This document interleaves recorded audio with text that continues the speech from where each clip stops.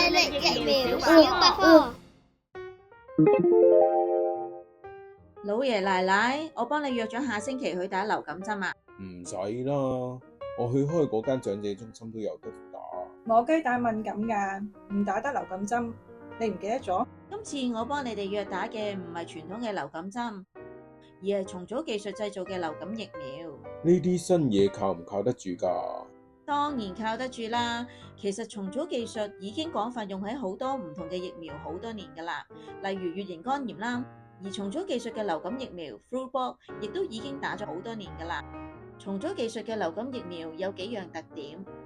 疫苗使用重組技術方法製造，安全性同埋效用都會比傳統嘅流感疫苗高。由於生產過程無需使用雞蛋，所以雞蛋敏感嘅人士都適合接種㗎。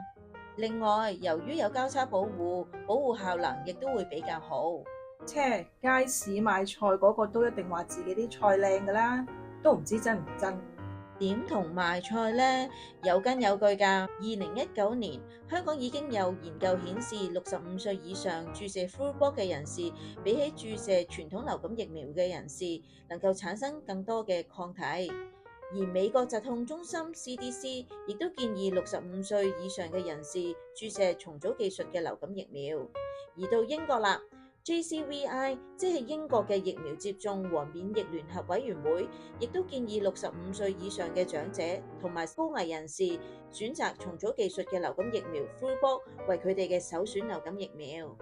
好似好巴閉咁喎，等我叫阿老陳同佢個孫仔一齊去打先。阿陳伯唔打得啊，因為佢食緊薄血藥，只可以打皮下注射，要打返傳統嘅流感疫苗。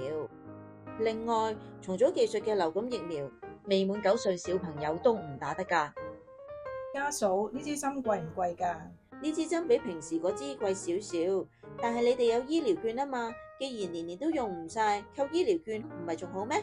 咁都係。